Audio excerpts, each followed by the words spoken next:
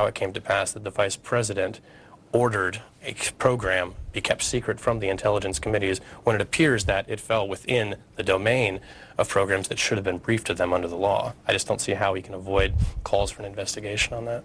Our next caller from Los Angeles on the Republican line. Good morning. Hi, you can go to America-hijack.com and you can see how Cheney's been involved with these neoconservatives. You can read the new book, The Transparent Cabal.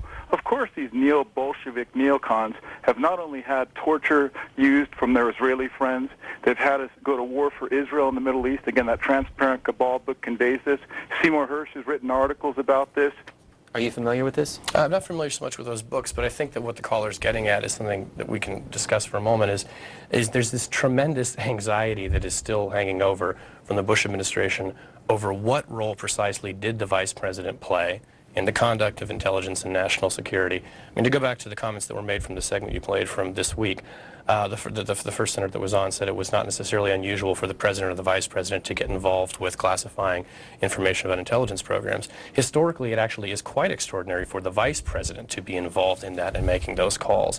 And I think that what a lot of this reflects is that there is still this lingering question about what precisely was the role that the vice president played. And that's something that people are not really going to give up on right now. I mean, politically, it's expedient for Democrats to pursue it, but also just from an historical perspective, it's something that's it's almost an aberration, and it's fascinating. And there are people who still want answers to that. I mean, as someone who writes about intelligence and the history of it, I'm fascinated by what the role is that he played and how extraordinary that really was. So I think what the caller's getting at, again, is this.